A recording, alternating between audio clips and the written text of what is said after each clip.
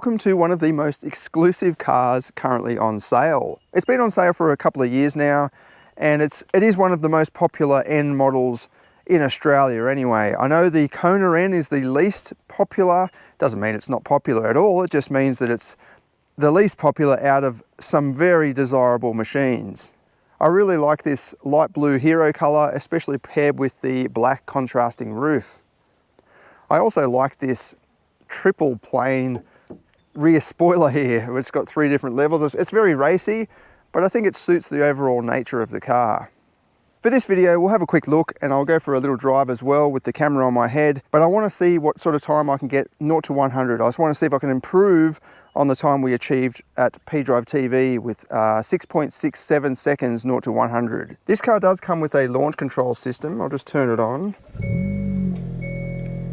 Lots of beeps and warnings and all sorts of things in modern cars. So yeah, you just go into this N mode, and then you've got access to a number of different functions. Very cool, including a launch control system. There's also various modes for the steering, rev matching, and 3 different modes for the exhaust system. There's not an obvious change between the different exhaust modes. I'll just show you. No real difference there in idle. Even then, not really that much difference. It's just when you rev it up.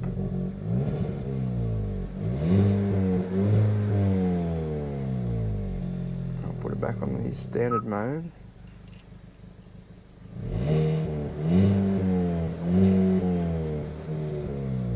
It's pretty similar, to be honest, but once you start driving, you do notice there's more bass to it when you're in the Sport Plus mode. During performance testing, I've tried the launch control system in the past, but in my experience, the launch control with a manual car is rarely quicker than just doing it yourself.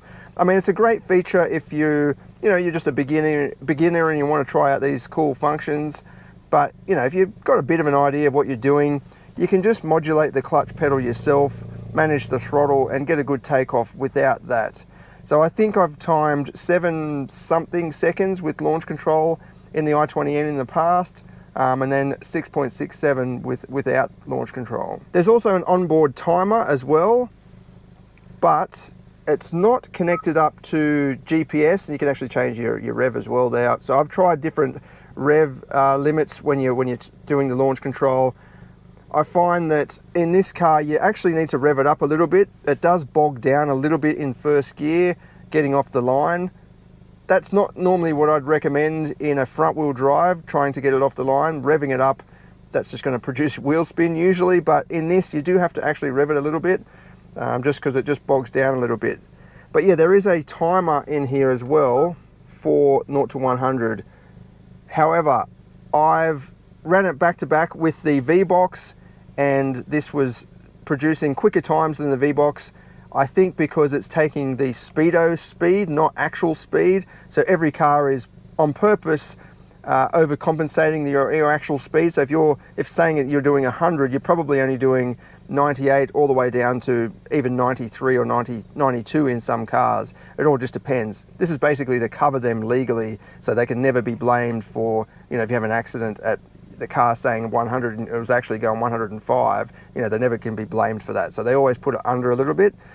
But if that's doing a 0 to 100 time using that speedo that's not quite accurate, then you're going to produce a quicker time on the dash compared with a GPS based system like the Race Logic Vbox Sport that I use. It's a great fun technology though, and it helps you engage with the car, and you could compare your times with your mate's times in another i20N, for example, because the speedo is going to be calibrated pretty much the same. Aside from that stuff, the i20N is still a great little car, very practical, although it is a bit plasticky. I've noticed after the initial sort of excitement of driving one a couple of years ago, yeah, there's a lot of scratchy plastics around. There's a bit of sort of fake leather across the door there, just to add a nice touch.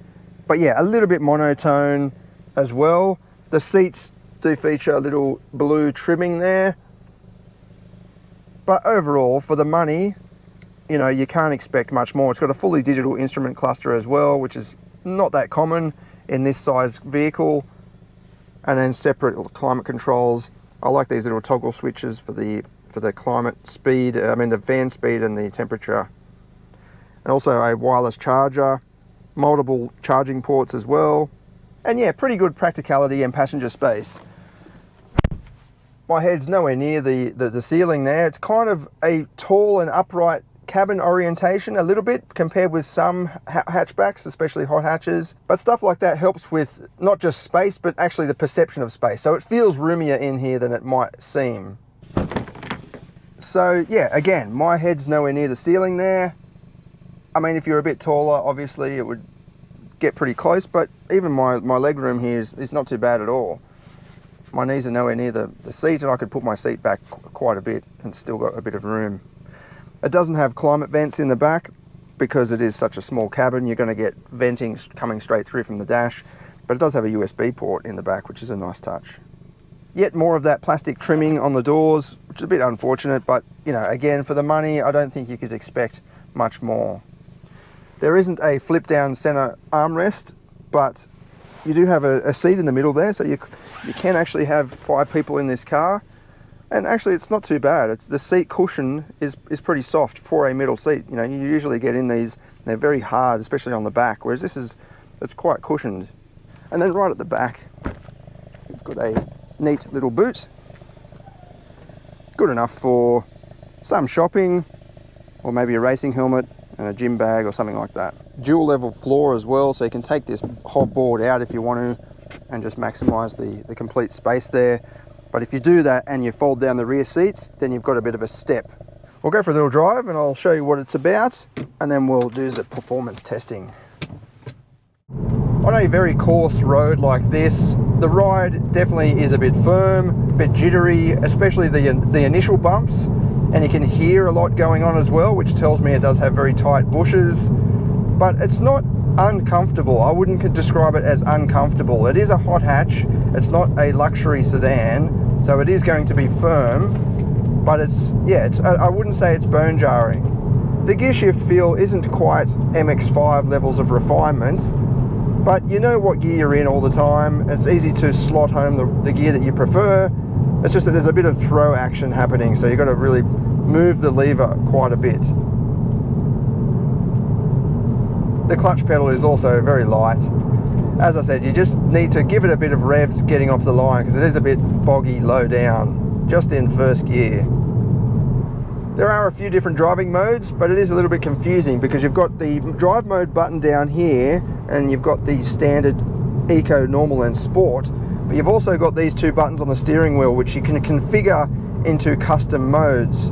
I see if I hit this button once, it gives me ESC Sport and the rev matching function. So that's doing it itself, revving the engine before I shift down a gear.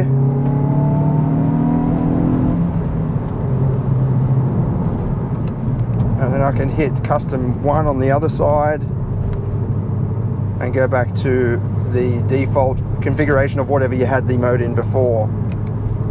There is a mode here that I've seen, custom 2, with it happens to be that it turns everything to the max apart from the ESC.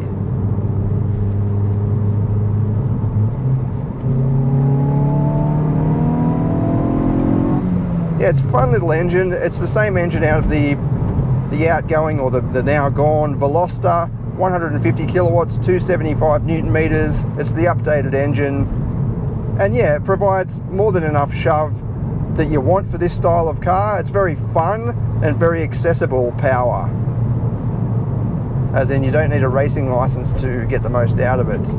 Sorry, there's just a big pothole on the ground there I wanted to avoid. The exhaust is not too loud either. As you can probably tell, it's not droning out the entire cabin environment, even if I give it some. It's just a nice little bassy purr.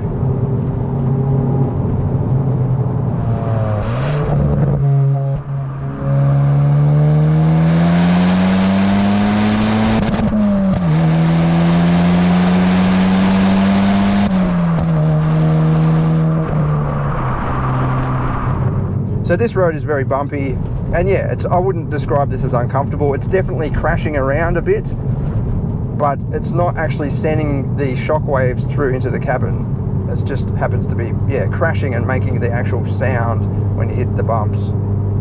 Overall, this is a great little driver's car. It's quite affordable. The fuel consumption is actually really good. I was achieving, I've got to turn the sport modes off and you can actually go into here.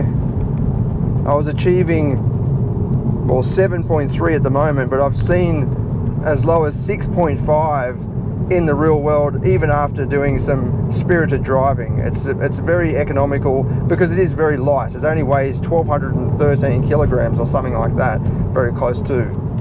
We'll do the performance testing now and see what sort of times we can get out of it. I'm running the car with 98 RON petrol. I always put 98 in the cars. It's about 70% full, the tank, just so you've got a bit of an idea of the weight. And the tyres are running at 36 PSI warm. The surface out here is not the best, but it's got a bit of rubber on the road because the property owner has a friend with a pretty much a drag car that comes out and does just some launch testing with its launch control system. So it's laid down a fair bit of thick rubber.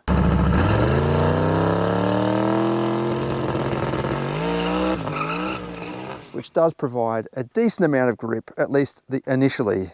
Once you get further down, it's not so good, but we don't need grip way down there. We just mainly need it here, and it's not too bad. But as usual with all these tests, including with the old channel, I'm trying to find a very good time out of the car. I'm not trying to find a world record out of the car, but I want to find a time that you guys could achieve too.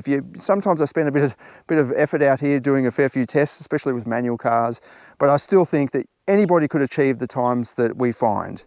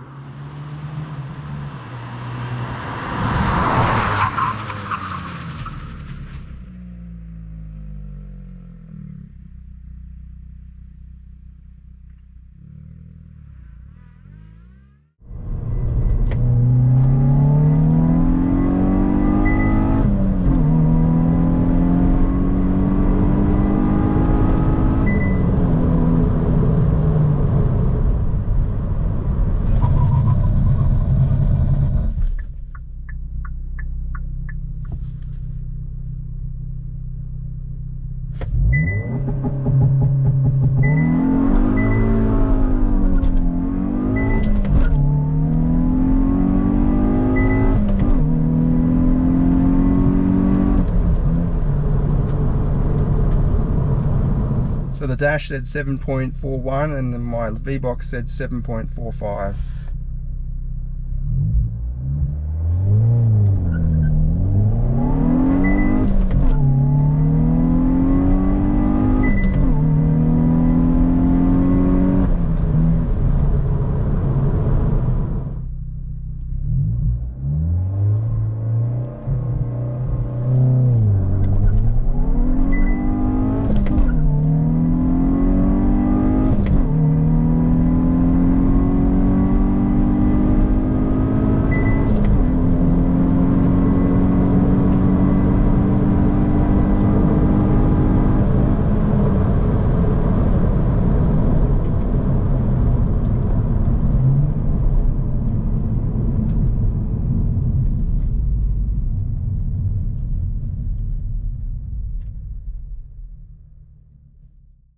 As before, my best time was achieved not using the launch control system. I think it did 7.41 or something with launch control, but I was able to get it down into the high 6s without it. My absolute best time was achieved with the traction control completely turned off.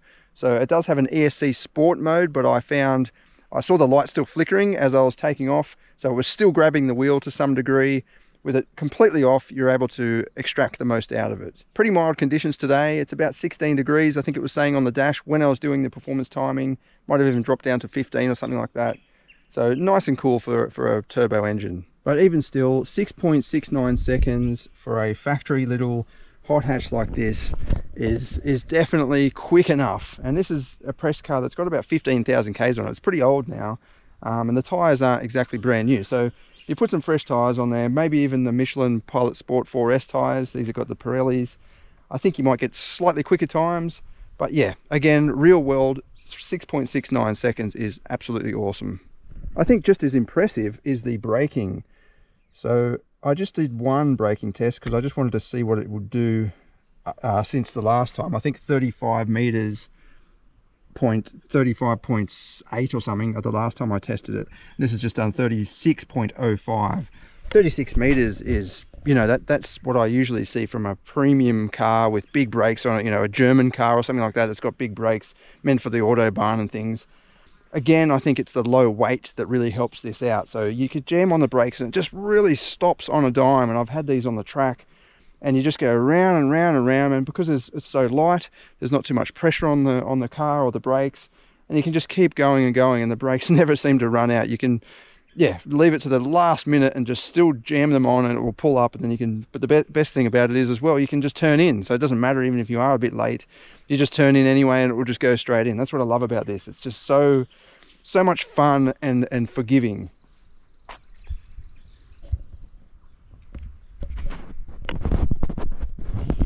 What a machine.